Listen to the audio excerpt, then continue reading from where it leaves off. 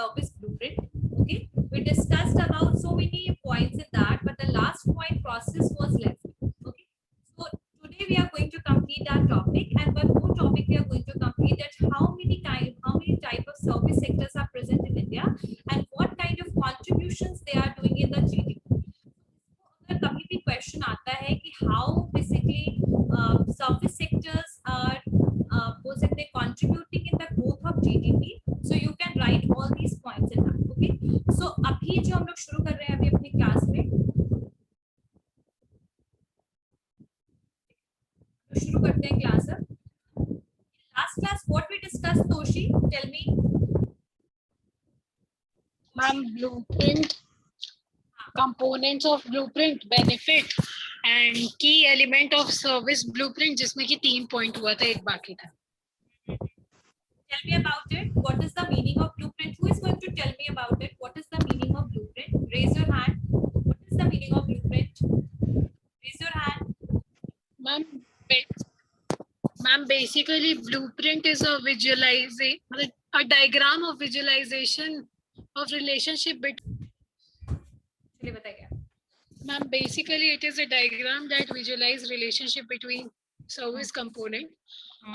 ये एक डायग्राम है जिसमें कि जो सर्विस देता है वो पूरा ब्लूप्रिंट डिजाइनिंग करता है कि किस तरीके से सर्विस देना है, डिलीवर करना है कि कस्टमर जो है वो सेटिस्फाइड फील करे, अच्छा फील करे और एक ग्रेट एक्सपीरियंस हो उसको. एंड वी कैन, हाँ, और भी क्या चीजें हो सकती हैं तोशी? मैम अब इसमें कंपोनेंट्स है सर्विस ब्लूप्रिंट का कि इसमें क्या क्या होना चाहिए, जैसे पीपल. और एक और चीज के लिए भी ब्लूप्रिंट इज आल्सो यूज्ड कि आप जो है बेस्ट से बेस्ट सर्विस प्रोवाइड कर पाए कस्टमर को. सारी पॉइंट्स जहां पर भी आपके कस्टमर से इंटरेक्शन होता है उसको एनालाइज कीजिए. कोई भी अगर रिपीटेटिव पॉइंट्स है तो उसको क्या कीजिए, हटाना है. उसको क्या करना है, बेसिकली हमें रिड्यूस करना है. ठीक है, ताकि efficiently we can able to give the service to the customers. Clear है, हो गया? What are the various components of the service blueprint? What are the various elements or components of the blueprints? Who is going to tell me? Yes, Toshi, चलिए बताइए. Ma'am पहला है customer action. Customer action में वो सारी activities process जो customer perform करते हैं सर्विस तक रीच करने के लिए. दूसरा है फ्रंट स्टेज एक्शन. इसमें आ जाता है ह्यूमन टू ह्यूमन और ह्यूमन टू कंप्यूटर का रिलेशन, जिसमें ह्यूमन टू ह्यूमन में रहता है सारी एक्टिविटीज और प्रोसेस जो कॉन्टैक्ट एम्प्लॉय परफॉर्म करते हैं. मतलब कि कॉन्टैक्ट एम्प्लॉय वो हो गए जो डायरेक्टली कस्टमर से इंटरेक्ट करते हैं. और दूसरा हो गया ह्यूमन टू कंप्यूटर, जिसमें कि कस्टमर वो जो है वो इंटरेक्ट करेगा टेक्नोलॉजी, सेल्फ सर्विस टेक्नोलॉजी से, जैसे कि एटीएम या फिर कोई भी एप्लीकेशन मोबाइल का. और फिर है बैक स्टेज एक्शन, मतलब कि बिहाइंड द सीन क्या चल रहा है ताकि जो ऑन स्टेज चल रहा है उसको सपोर्ट कर सके. फॉर एग्जाम्पल अगर कोई कुक किचन में खाना बनाता है तो वो बिहाइंड द सीन वर्क कर रहा है. Okay, so we already completed with all type of this component. The first component क्या था Shubhangi? Customer action, first component. And customer action. Okay, second component क्या था? Batch 1 roll number 49. What is the second component of blueprint? Second क्या है component blueprint का? And the third one is backstage action or last step processes. Yes, so process will include आगे लिखिए इसमें. Repeat करना है सेंटेंस को या जो लिखवाया है उसको रिपीट करना है? मैम जो लिखवाई थी द एलिमेंट इंक्लूड एनीथिंग, वहां से. हाँ, the elements includes anything that must occur for all of the above to take place, like everything, like customer interaction, delivering process, everything. अब प्रोसेस अगर कोई कंपनी कर रही है तो क्या क्या चीजें उसमें इंक्लूड हो सकती है? The process for the company it includes, ठीक है, क्या क्या इंक्लूड करेगी वो?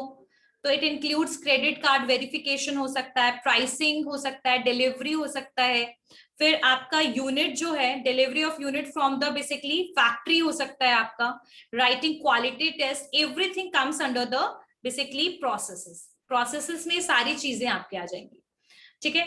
अब प्रोसेस में यहाँ पर अगर मैं बोलूं तो यहाँ 3 प्राइमरी लाइंस में प्रोसेस को डिवाइड कर दिया गया है, ठीक है। तो और what are these 3 primary lines? एक मिनट, सी, so ये देखिए, what are the 3 basically lines which is described in the process? This is the line of interaction, this one is the line of visibility and this one is the line of internal interaction. ठीक है, तो ये जो तीनों line है ये process में include किया गया है। This one is the first process, ये पहला प्रोसेस है, ये दूसरा प्रोसेस है, ये तीसरा प्रोसेस है, ठीक है। And some supports and props is also there. तो यहाँ पर इन लाइन जो है, ये सारी लाइन जो है आपके किसमें इंक्लूडेड है? This is included in the process. किसमें इंक्लूडेड है? ये आपके प्रोसेस में इंक्लूडेड है, ठीक है। प्राइमरी लाइंस डिस्क्राइब है प्रोसेस में, उसमें पहला लिखिए the line of interaction. See this one, the line of interaction, the line of interaction, the line of interaction जो है यहाँ पर क्या दिखाया जा रहा है कि बेसिकली कस्टमर का यहाँ पर डायरेक्ट इंटरेक्शन किससे हो रहा है? ऑर्गेनाइजेशन से हो रहा है। जैसे कि यहाँ पर वेबसाइट से आप बेसिकली सपोर्ट चैट, यहाँ पर विजिट कर रहे हो स्टोर, यहाँ पर आपका इंटरेक्शन हो रहा है। तो बेसिकली जो आपका लाइन ऑफ इंटरेक्शन है, this one, this point, line of interaction, it depicts the interaction between the customer and the organization, यानी कस्टमर और ऑर्गेनाइजेशन के बीच का इंटरेक्शन को शो करेगा। These all things, the line of interaction, this is going to show the interaction between customer and the organization. It is going to show that the line of interaction. इसमें लिखिए, समझ में आया line of interaction क्या है? Line of interaction समझ में आया? It is going to show the basically यहाँ पर इंटरेक्शन किसके किसके बीच में हो रहा है? कस्टमर के बीच में और ऑर्गेनाइजेशन के बीच में। This is going to show this one, ये लाइन जो line of interaction. Okay, next लिखिए आगे इसमें, the line of interaction depicts the direct interaction, depicts the direct interaction, direct interaction between the direct interaction between the customer and the organization, between the customer and the organization, यानी customer और organization का direct relationship interaction दिखा रहा है कौन? line of interaction. Next point, the line of visibility, this second one, see the line of visibility, this second line, ठीक है। जो line of visibility है ये separate करता है वो सारी activities को जो visible है और जो नहीं visible है। यानी विजिबल कौन कौन से एक्शंस हैं जो आपके लाइन ऑफ कस्टमर जो कर रहा है बेसिकली वो विजिबल है। Employee support chat, store, greeting, everything that is basically visible to the customer, ठीक है। वो और जो चीज विजिबल नहीं है यानी बैक स्टेज का जो एक्शन है, उन दोनों को सेपरेट करने के लिए what we are using line of visibility, ठीक है। The line of visibility basically distinct between that what activities are visible to us and what activities are not visible to in customer perspective बता रही हूँ, which is not visible to the customers. Clear हो गया? So लिखिए what is the meaning of line of visibility? Line of visibility क्या है उसके बारे में लिखिए।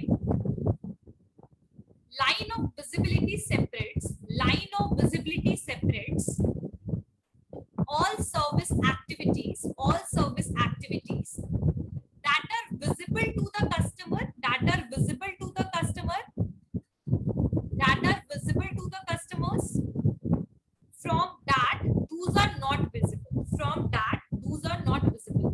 यानी यहाँ पर आप लोग ध्यान दीजिएगा, यहाँ पर ये जितनी चीजें हो रही है लाइन ऑफ विजिबिलिटी के ऊपर की, front stage, customer journey, everything is visible, right, but what is not visible that is in the back stage, right. So यहाँ पर जो विजिबल है कस्टमर को और जो विजिबल नहीं है उसके बीच में एक लाइन है, that is line of visibility.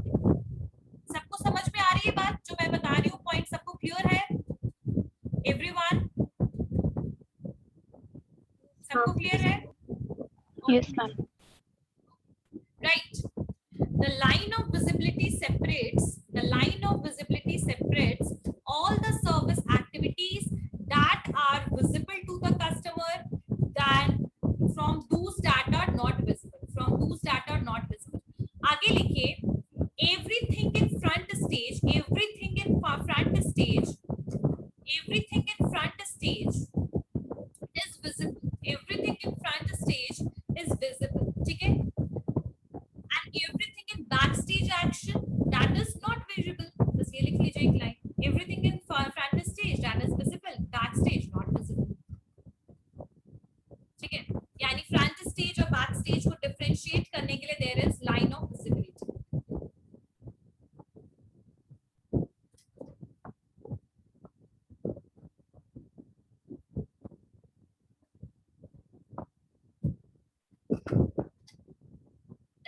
point, that is line of internal interaction. Line of internal interaction. See, this one is the third one, the line of internal interaction. ठीक है, line of internal interaction basically क्या होगा, यहाँ पर ये separate करेगा contact employees. Contact employees वो employees होंगे जो कस्टमर को डिलीवर कर रहे हैं सर्विस, यानी who are dealing with the customer, they are known as contact employees.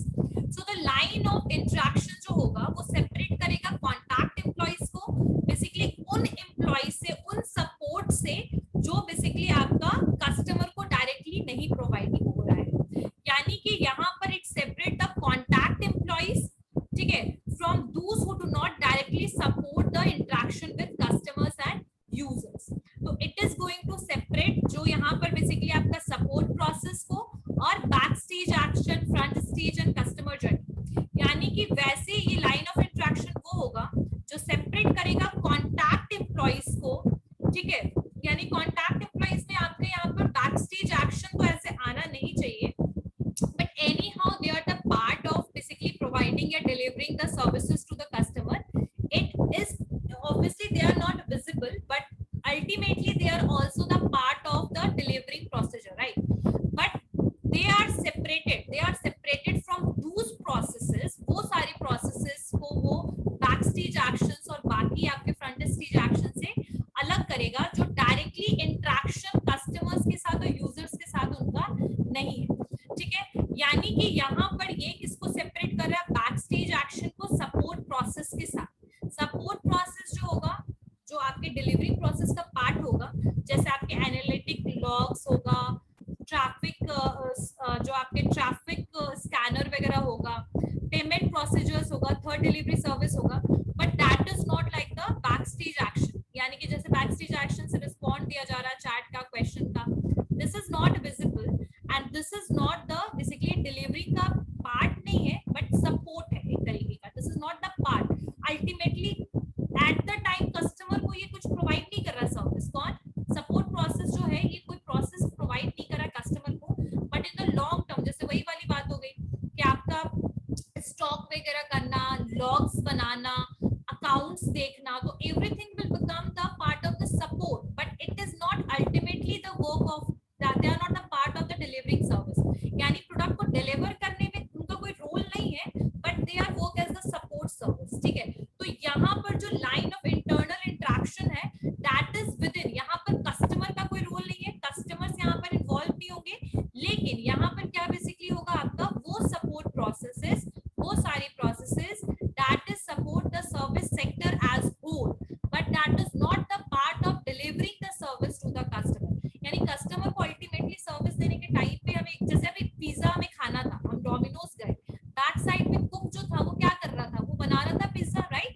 And हम लोगों ने ऑर्डर दिया तो फ्रंट स्टेज में इंटरेक्शन हुआ, बैक स्टेज में पिज्जा वगैरह बन रहा है.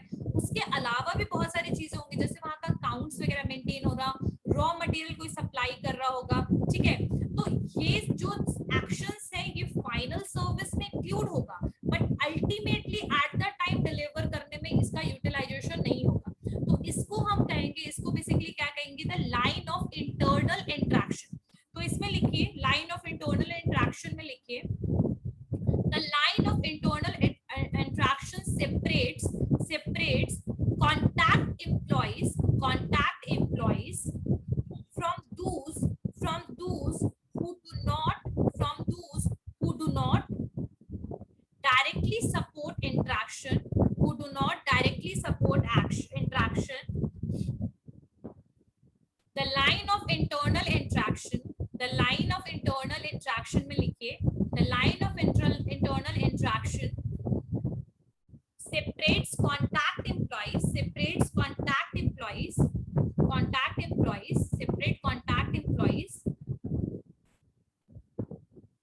from those who do not directly support interaction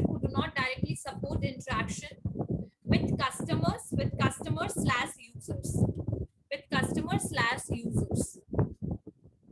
यानी यहाँ लाइन ऑफ इंटरनल इंटरेक्शन का कोई काम नहीं किया, कस्टमर से रिलेटेड कोई फंक्शन कर रहा है. They are basically doing work for their organization, for their service sector,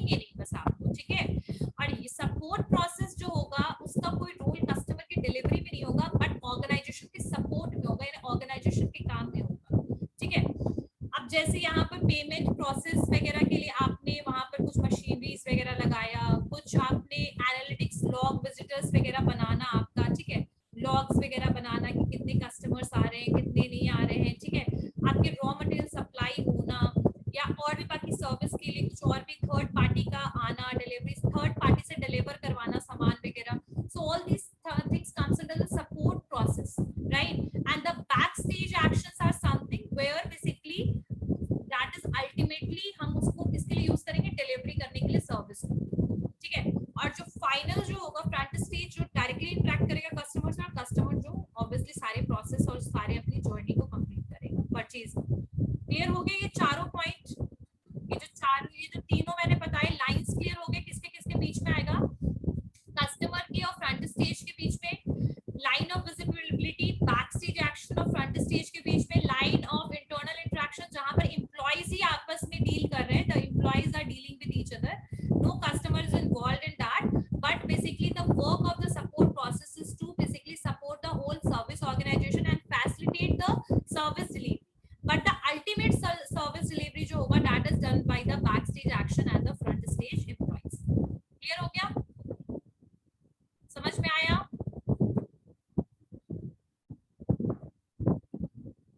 समझ में आया। line of internal interaction who is the part of this employees। Clear हो गया सबको, everyone? Yes, ma'am. Okay, next point, secondary elements to include in service blueprint। what are the secondary elements? These are the major components like customer journey, front stage employees, backstage employees and support services। now the next point is what are the secondary elements। secondary elements क्या होगा जो blueprint में included होगा, what are the various secondary elements, ठीक है। तो इसमें कुछ पॉइंट्स लिख लीजिए क्या क्या होंगे। अच्छा, उससे पहले मैं आप लोग को एक बार ये दिखा रही हूँ, आप लोग इसको देखिए एक बार, आप लोग को कहीं भी कुछ डाउट है इसको अच्छे से देखिए एक बार, प्रॉपर्ली इसको रीड आउट कीजिए, कहीं भी कुछ डाउट है ये जितना भी मैंने बताया ब्लूप्रिंट का एग्जांपल में, कि टाइम का एक टाइम हमने ले लिया कि टाइम कितना लगना चाहिए एक एम्प्लॉइज पे, कितना, ठीक है, कितने दिन, कितना सेकेंड्स, मिनट्स, एक टाइम ले लिया। एविडेंस का मतलब क्या होता है, जो फिजिकल सपोर्ट आपके पास क्या प्रेजेंट होगा आपके ऑर्गेनाइजेशन में, यानी वेबसाइट होगा, आपका लोकेशन होगा, स्टोर साइनेज होगा, अप्लायंस का साइनेज होगा, एम्प्लॉय का नाम होगा, employees name will be there, ठीक है, product description will be there, price tag will be there. आप कभी भी कोई प्रोडक्ट या सर्विस लेने जाते हो तो obviously you will understand at what kind of service, what is the prices which is determined, ठीक है। तो आपका ये हो गया, क्रेडिट कार्ड, स्टोर रिसिप्ट, ये सारी चीजें आपके एविडेंस का पार्ट है, physical evidence, right. The next one is like customer journey, how they will start that journey with the visit, website वगैरह, स्टोर्स वगैरह पे जाएगा, something which is related with the action, यानी customer will start analysing the product and services like this, website पे check करना, directly store पे जाना, features discuss करना, परचेज करना। Front stage what kind of action they are going to do, यानी कि वो क्या कर सकते हैं, यानी कि सपोर्ट चैट में हेल्प करेंगे वेबसाइट में, जहां पर या फिर कॉल पे, टेलीफोन पे भी बात कर सकते हैं, और यहाँ पर और क्या क्या चीज होगी, वेलकम करेंगे स्टोर पे, ठीक है। अगर देखेंगे कि अगर कोई इन्वेंट्री नहीं है तो उसको किस तरीके से बेसिकली प्रोवाइड किया जाए, टाइम, डिलीवरी टाइम वगैरह देखना, ये सारी चीजें फ्रंट स्टेज, मतलब जहां कस्टमर के सामने हर चीज हो रहा है, मतलब the employees are basically engaged, whatever they are doing in the delivering the service that is in front of them, customer के सामने होगी सारी चीजें। नेक्स्ट, यहाँ पर फ्रंट स्टेज में दो चीजें मायने रखेंगी जो मैंने पहले ही बताया, ठीक है, human to human and human to machine और टेक्नोलॉजी, ठीक है। तो मशीन यहाँ पर बेसिकली एम्प्लॉइज होंगे और टेक्नोलॉजी दोनों का यूटिलाइजेशन होगा फ्रंट स्टेज में। The back stage action which is not visible to the customers but that is happening for providing them the product और सर्विसेज, लाइक चैट क्वेश्चंस को रिस्पॉन्ड करना, ठीक है। Inventory management system, inventory management system का क्या मतलब होता है, हमेशा याद रखिएगा कि कितने स्टॉक प्रेजेंट है, कितने स्टॉक नहीं है, इन्वेंट्री को मैनेज करना, कौन सा प्रोडक्ट ओवर स्टॉक है, कौन सा अंडर स्टॉक हो रहा है, कौन से स्टॉक का हमें ऑर्डर करना है, कौन सा प्रोडक्ट वेयर हाउस से मंगाना है। तो ये होता है inventory management system, point of sale system यानी प्रोडक्ट को जहां पर बेसिकली सेल किया जा रहा है वहां पर, और क्यू वगैरह को देखना, फुलफिलमेंट क्यू, पता नहीं क्यों दिया ऐसे इन्होंने, और अकाउंटिंग के बारे में भी लिखा हुआ है back stage action. The next one is the support process, यहाँ पर मतलब कि विजिटर्स कितने आ रहे हैं वो देखना, फिर आपके फुट ट्रैफिक स्कैनर वगैरह, फुट ट्रैफिक स्कैनर वगैरह, जो स्कैनर होता है आपका foot traffic scanner, payment processes, ठीक है, और third party delivery system. This is totally optional, हमेशा याद रखिएगा, this support process is totally optional. In some organization there is support process and some organization there is not support process. So ये आपका पूरा क्या था, blueprint, ठीक है, these all are the blueprints, ये सारे आपके क्या थे, blueprint, ये सारे elements। अब हम आते हैं secondary elements पे।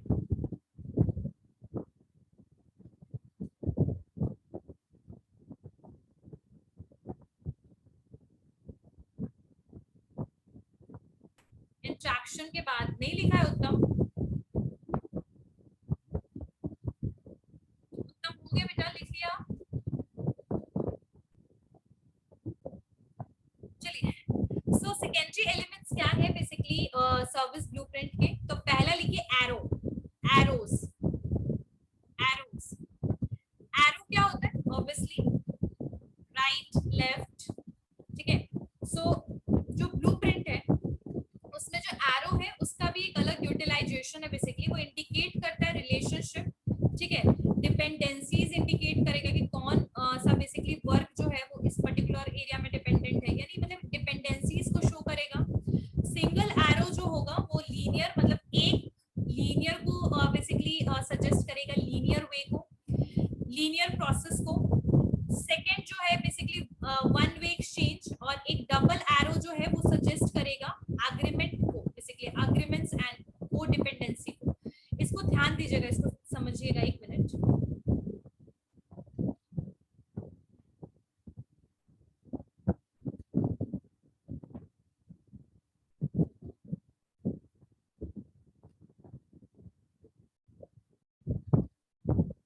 दिख रहा है सबको? Yes, ma'am. ठीक है।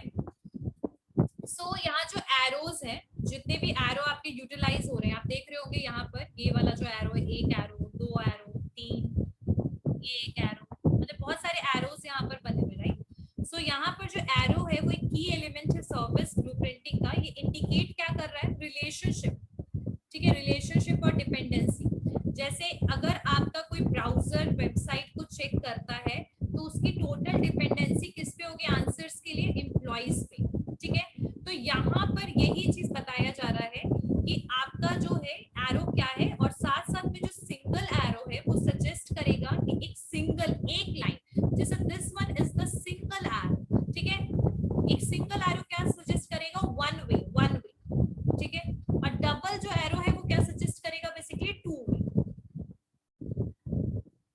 यहाँ डबल एरो तो मुझे दिख ही नहीं रहा,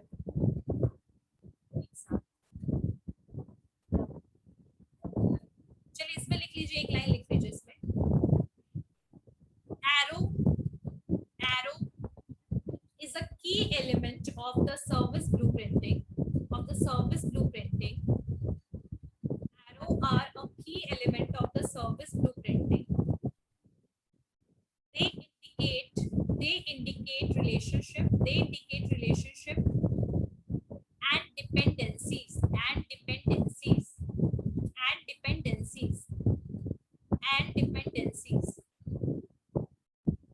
ठीक है, यानी कौन सा बेसिकली जो है, जैसे यहाँ पर टेक्नोलॉजी इस पे डिपेंडेंट है, यानी मतलब कि एक तरीके से आप कौन से वर्क पे डिपेंडेंट है, कौन सा एक्शन लेना है आपको, कौन किस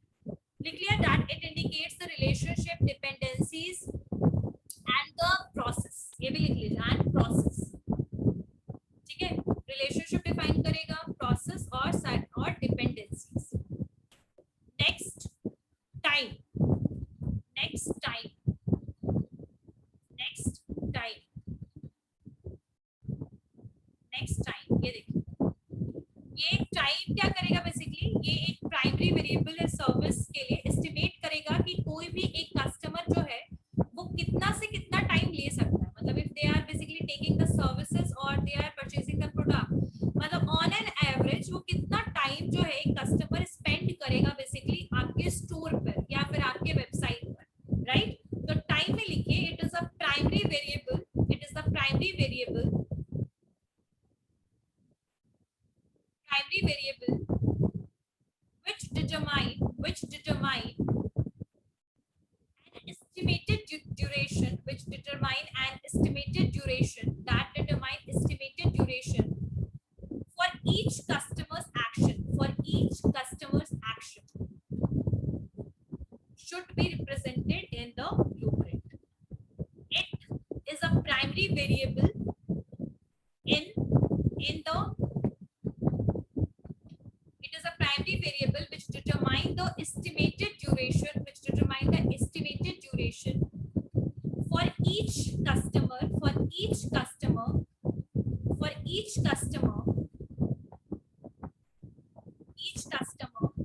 action, each customer action should be represented in your blueprint, अब जैसे यहाँ पर क्या है कि 5 से 25 मिनट कोई पर्सन एविडेंस मतलब कि वेबसाइट को देख सकता है, रिटेल लोकेशन और एम्प्लॉय टैग ये सब विजिट करना, स्टोर को डिस्कस करना, फीचर्स परचेज करने में 20 से 50 मिनट लग सकता है, ठीक है? यानी कि 5 से 25 minute you can basically invest in the visiting the website and the 20 to 50 minutes on an average आप किस पे लगाइएगा, ये बाकी की एक्टिविटीज पे, ठीक है? तो टाइम जो फैक्टर है that is going to determine that how much one single customer is going to invest in your store and website, मतलब कितना टाइम वो लगाएगा आपके स्टोर में कोई भी परचेज करने के लिए प्रोडक्ट या सर्विस को। तो time is also the element, ठीक है? टाइम से क्या चीज डिटरमाइन किया जा सकता है? सी टाइम से you can understand the peak points, ठीक है? कब ज्यादा रश हो सकता है, कैसे हम कस्टमर को जल्दी बेसिकली इफिशिएंटली उनको सर्विस प्रोवाइड करके उनको फिर भेज दें एक तरीके से, ठीक है? इफ द पर्सन बहुत सारे लोग हो जाएंगे तो वही वाली सिचुएशन आ जाएगी, service failure, inefficient and the so much traffic वाला सिचुएशन आ जाएगा। सो टाइम जो है आपको डिटरमाइन करा देगा कि कितना ज्यादा। ऑब्वियसली याद रखिएगा कि कभी भी जो आपका ब्लूप्रिंट में हर चीज अप्रॉक्स है, सब कुछ रियल में हो जाए that is not possible, but एक अप्रॉक्सीमेटली एक सिचुएशन को रेस किया है कि कितना टाइम बेसिकली लगा सकता है कोई भी customer. Next one is the regulations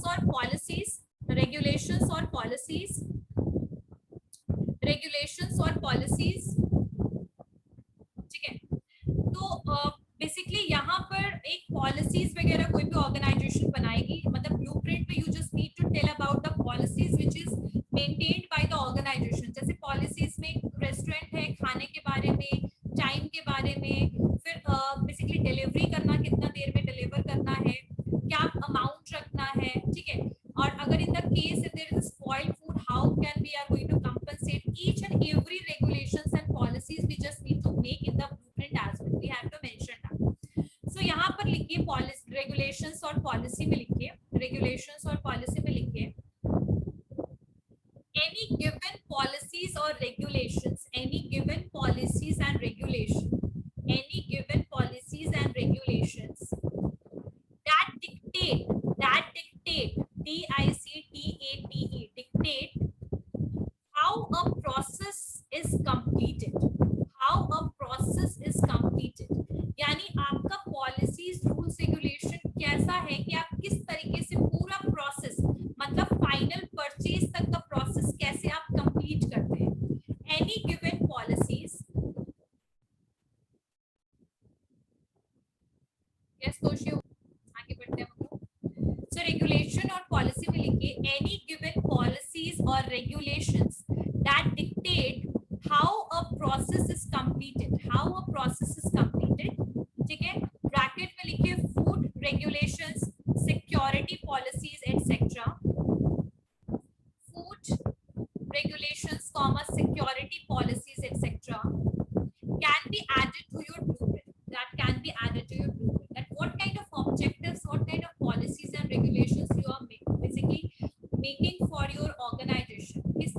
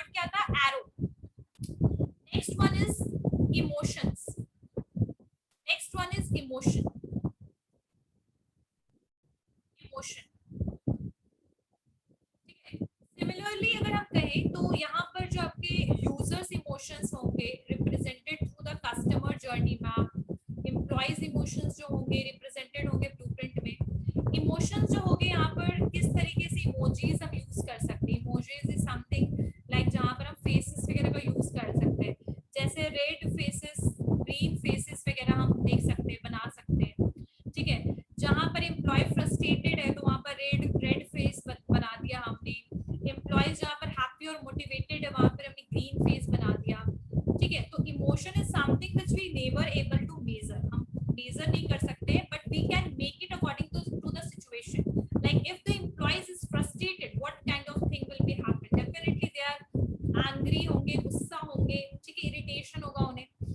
we can make a red faces and how this will be happen, ये कब हो सकता है, कब किस सिचुएशन में हो सकता है। तो we can also represent the some emotions that in some peak point if there is lot of people, traffic बहुत ज्यादा है, कस्टमर्स जो है वो आए जा रहे हैं, the company is not, the people are not able to manage them, in the case of frustration, in the case of some conflict। तो ऐसी conditions को देखते हुए भी if we want we can add the emotional faces on the blueprint, like red faces बना दिया, green faces वगैरह इसमें यूज कर दिया हमने, ठीक है।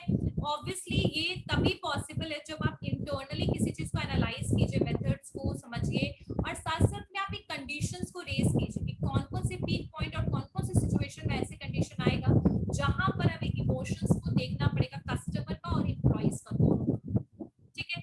तो ब्लूप्रिंट में हम इस चीज को फेसेस बना बना के, रेड और ग्रीन फेसेस बना बना के ऐसे यूज कर सकते हैं, ठीक है। बट अगर प्रैक्टिकली बोले तो emotions can never be measured, हम कभी मेजर नहीं कर सकते, but we can analyse it according to the situation and condition. Clear हो गया?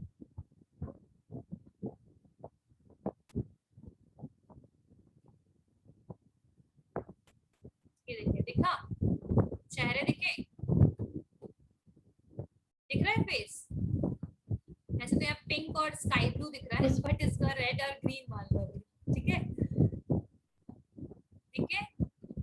इस तरीके से भी हम शो कर सकते हैं। We can use the arrow, we can use the time, ऊपर टाइम ले सकते हैं, we can use this faces for showing the emotions, ठीक है। एंड साथ साथ में हम और क्या चीज यूज कर सकते हैं, बेसिकली रेगुलेशंस और policies which whatever we are making और ऑब्जेक्टिव, तो हम उसको भी दिखा सकते हैं आपके ब्लूप्रिंट में। समझ में आ गया सबको? क्लियर? ठीक है। नाउ द नेक्स्ट टॉपिक जो आपका सर्विस ब्लूप्रिंट है, that is completed. What is the meaning of service blueprint, how it is helpful and what are the various component of service blueprint. Anyone have any doubt in this topic? किसी को कुछ पूछना है जो समझ नहीं आया हो?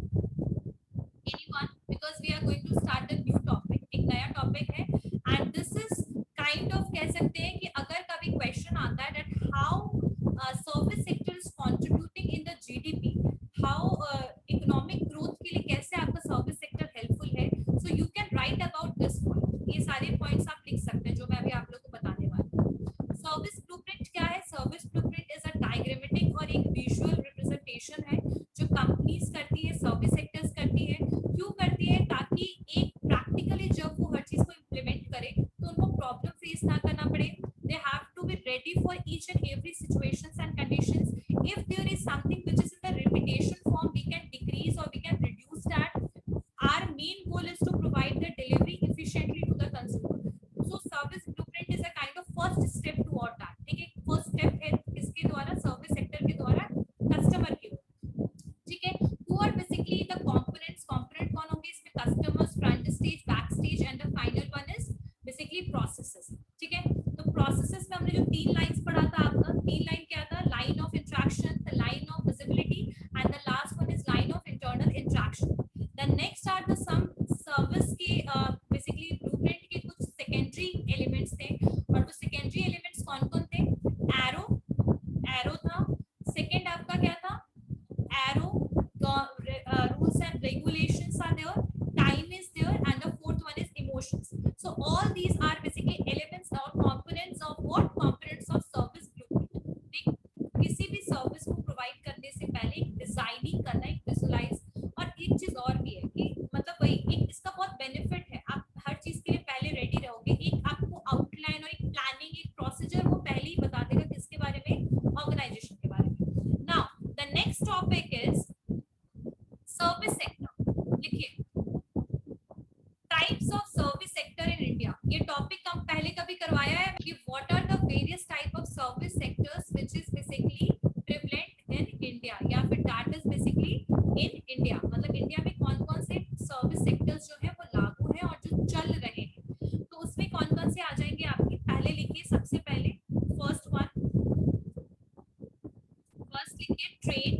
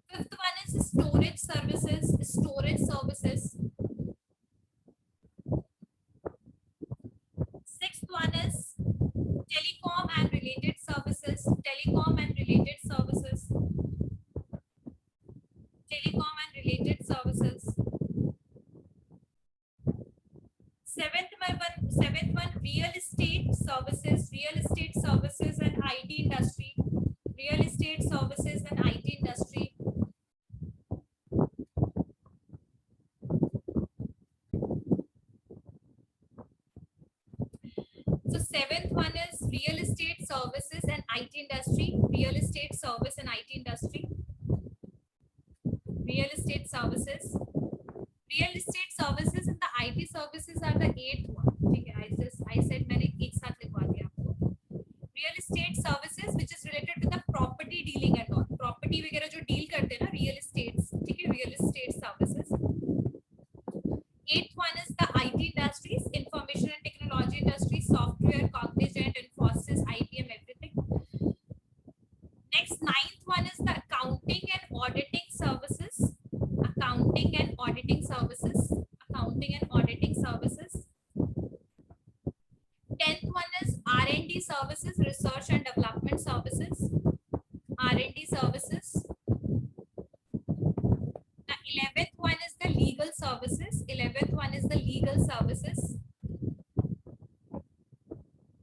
12th one is consultancy, consultancy it is required, it is basically in everything like tax consultancy, job consultancy, everything, okay?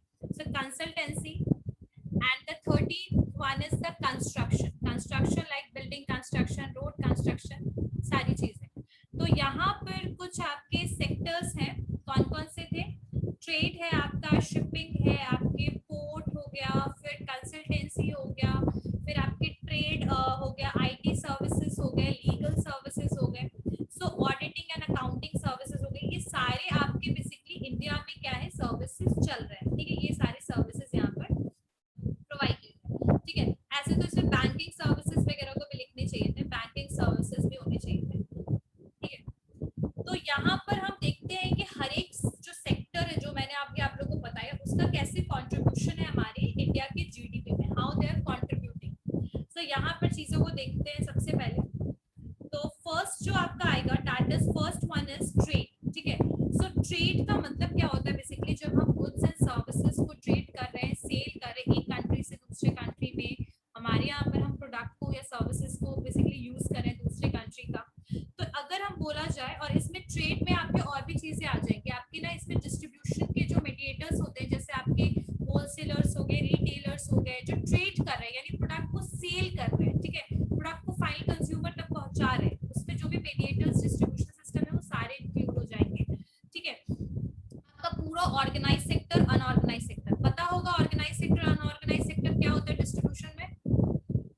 Organise sector, unorganised पता है ना क्या होता है? अनऑर्गेनाइज रिटेल, ऑर्गेनाइज रिटेल सब पता है?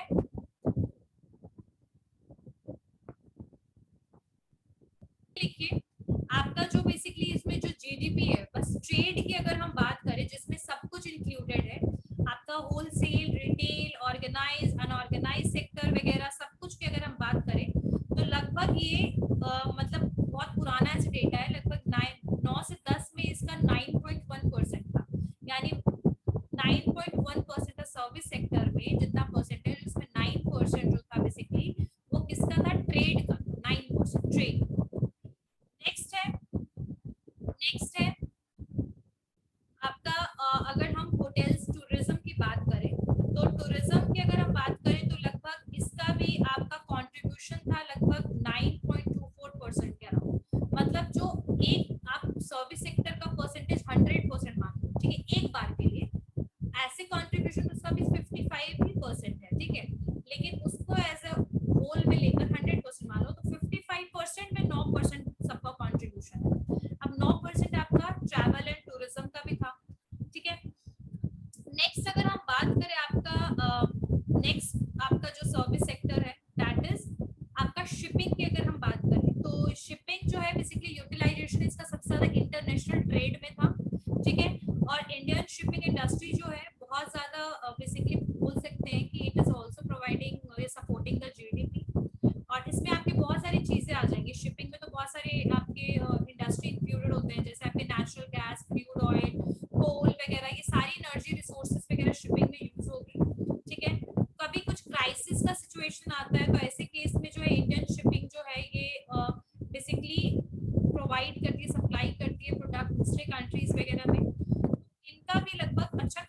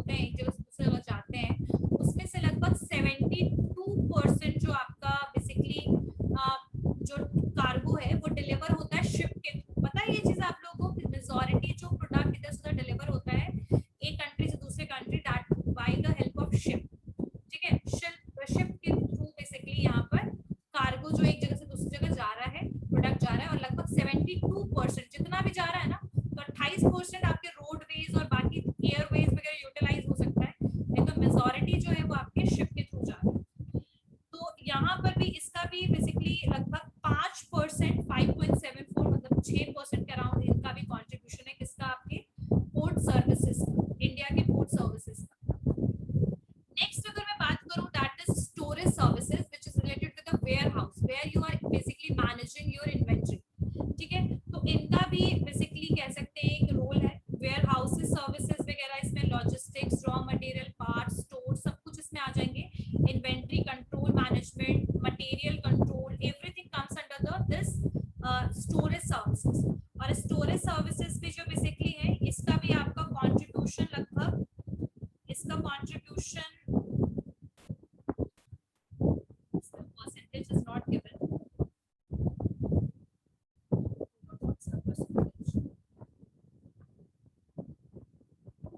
percentage is not given, I guess percentage is not given। ठीक है, next point the telecom and related services। telecom वगैरह क्या होगा? telecom related services वगैरह है, उसका भी अगर हम बोले तो उसका भी कंट्रीब्यूशन जो है लगभग 0.32%, लगभग 2.5% से थोड़ा कम, 2.32% इसका भी। ठीक है, लिखो मत इसको, बस सुन लो।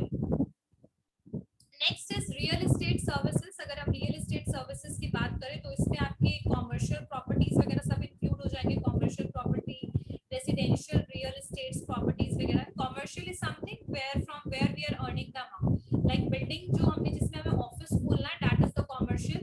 And if you are staying in that particular flat then that is the residential, right. So यहाँ पर आपकी दोनों प्रॉपर्टीज इंक्लूडेड हो जाएंगे रियल एस्टेट में, आपके कॉमर्शियल भी, रेसिडेंशियल भी। और इसमें इन्वॉल्वमेंट दोनों का होगा, गवर्नमेंट का भी और प्राइवेट डेवलपर्स और प्राइवेट एजेंसीज का भी। ठीक है, इसका लगभग 7.5% कंट्रीब्यूशन है जीडीपी में, 7.5%। क्लियर हो गया? Next one is IT services. Next one is IT services. IT services है इंफॉर्मेशन एंड टेक्नोलॉजी, उस जिसमें आपकी सारी चीजें आ जाएंगी। आईटी में कौन कौन सी चीजें आ जाएंगी आपकी? इसका 4 मेजर कंपोनेंट है। एक है आईटी सर्विसेज, सेकंड है business process outsourcing, BPO. BPO सबको पता है ना, बिजनेस प्रोसेस आउटसोर्सिंग, यानी जब कोई एक कंपनी दूसरे कंपनीज को अपना वर्क को थर्ड पार्टी को ट्रांसफर करती है। ठीक है, तो जैसे आप लोग देखते होंगे कि बहुत सारे लोग कॉल सेंटर्स में जो काम करते हैं, आप लोगों को पता है वो कौन कौन से कॉल्स हैंडल करते हैं? They are handling the calls of UK and US. Ever you think that why the Indian people are doing so? Why they are doing this? Because this is the part of the BPO, business process outsourcing.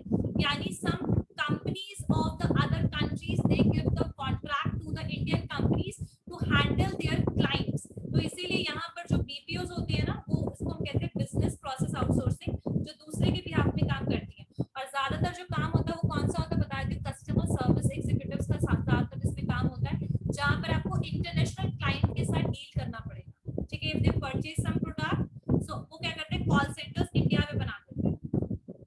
ठीक है, call centres को India में बना देते हैं। Next इसमें आपका आ गया बीपीओ, आपके इसमें इंजीनियरिंग सर्विसेज वगैरह आ गए, इंजीनियरिंग सर्विसेज। ठीक है, आर&डी और सॉफ्टवेयर प्रोडक्ट्स जैसे सैप हो गया, टैली हो गया, ठीक है, जावा हो गया, C++, all these are the software tools and all. So all these things comes under the IT industry. ये सारे आईटी इंडस्ट्रीज में आपके आ जाएंगे। ठीक है, तो आईटी इंडस्ट्री का अगर हम कंट्रीब्यूशन देखें तो इसका कंट्रीब्यूशन लगभग इसका कंट्रीब्यूशन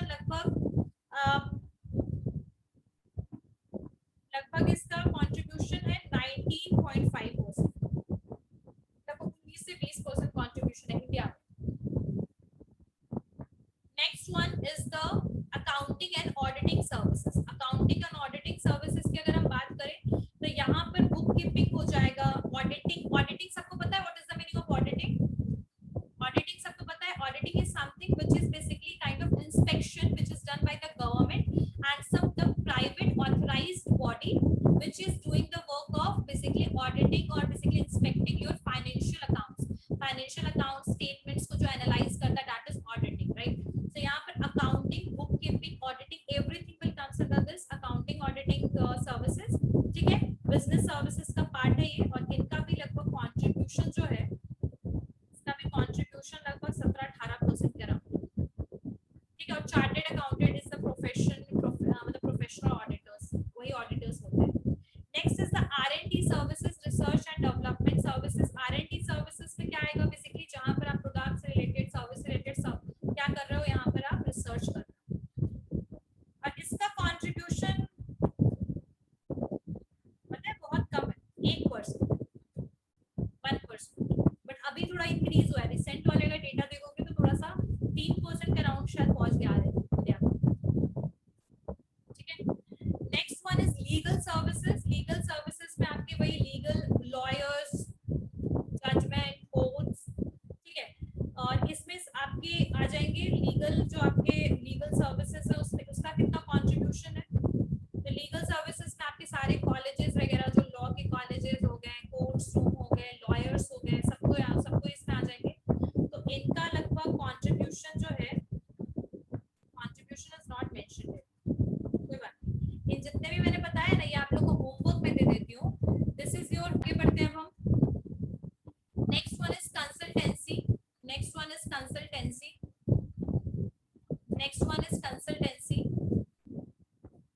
कंसल्टेंसी का कितना होगा इसका कंट्रीब्यूशन। कंसल्टेंसी में आपके सारे टाइप की कंसल्टेंसी आ जाएगी, एग्रीकल्चर से रिलेटेड कंसल्टेंसी, बैंकिंग से, फाइनेंशियल इंस्टीट्यूशन से, केमिकल से, एजुकेशन से, एनर्जी से, एंटरटेनमेंट से, ठीक है, एडमिनिस्ट्रेशन पॉलिसी से, गवर्नेंस से, जितनी भी तरीके की कंसल्टेंसी है, हॉस्पिटैलिटी, इंफ्रास्ट्रक्चर, मैन्युफैक्चरिंग, एवरीथिंग, सब कुछ इसमें बेसिकली कंसल्टिंग सर्विसेज का पार्ट है। और इसका जो कंट्रीब्यूशन है, इसका भी contribution I guess there is contribution इसका लिखा हुआ नहीं, कोई बात नहीं। चलिए आगे बढ़ते हैं हम कंस्ट्रक्शन की तरफ। This one is the last one. Construction जो है इसका लगभग जीडीपी में कंट्रीब्यूशन 8% है, 8% कंस्ट्रक्शन का, ठीक है। कंस्ट्रक्शन का 8% कंट्रीब्यूशन है, ओके। तो ये सारे कुछ सर्विस सेक्टर्स थे, ठीक है। सर्विस सेक्टर्स का नाम, ब्लूप्रिंट के बारे में मुझे कौन बताएगा, who is going to tell me about it, raise your hand. Service blueprint, उसके कंपोनेंट्स के बारे में मुझे कौन बताएगा, रेज योर हैंड। अच्छा, टाइप्स ऑफ सर्विस सेक्टर्स मुझे कौन बताएगा, कितना सर्विस सेक्टर्स है बताइए, रेज। मैम 6 टाइप्स ऑफ होते हैं, 6 types. Primary sector, secondary sector and tertiary sector. Ma'am, 13. Ma'am, first is trade, second is ma'am tourism, third is shipping, and fourth one is ma'am port service, fifth one is ma'am store service, and ma'am telecom and related service, real estate service, ma'am IT industry, and after that ma'am accounting and auditing service, research and development services, or legal service ma'am, or contract ma'am consultancy, and फिर ma'am last one is construction. इसमें हम लोग यानी कि हर एक legal service में कौन कौन से सर्विस आएंगे, इसमें कौन कौन सर्विस आएंगे, उसको हम बकायदा नोट्स में लिखेंगे, ठीक है। और रिसेंट का कितना कंट्रीब्यूशन है उसको सबको इस तरीके से एक टेबुलर फॉर्म में बना लीजिएगा। नेक्स्ट क्लास में हम लोग लिखने का काम करेंगे, ठीक है। आज तो काइंड ऑफ इंट्रो की तरह हो गया। तो कुछ पूछना है, किसी को कुछ doubt, raise your hand. Anyone have any doubt?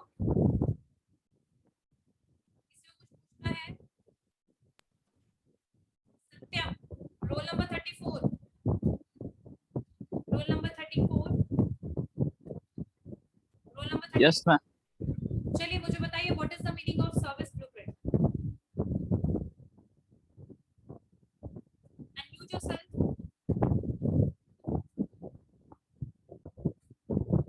What is the meaning of service blueprint?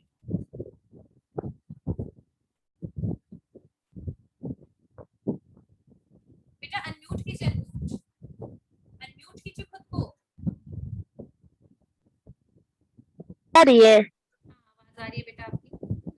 हाँ मैम, एक्चुअली नेटवर्क इशू है इसलिए मैं कैमरा ऑन नहीं कर पाऊँ। एक तरह का डायग्राम है जो कि विजुअलाइज करता है रिलेशनशिप किसके किसके बीच में, मतलब सर्विस के डिफरेंट कंपोनेंट के बीच में, जैसे कि पीपल, प्रॉप्स। प्रॉप्स में आपने बताया था कि physical and digital evidence and processes. Processes means that are directly touch point is means, हाँ, प्रोसेसेस तक। Yes ma'am. और यह एक विजुअलाइज ऑर्गेनाइजेशन प्रोसेस है जहाँ पे मीन्स बिजनेस को जो भी सर्विस डिलीवर किया जाता है उसका एक्सपीरियंस बताता है। कस्टमर को क्या, how a business deliver a user means service to the user. Business is not deliver बेटा, service and products are deliver, ठीक है? यस मैम, यस मैम, ठीक है, yes ma'am. Okay. See you all in the next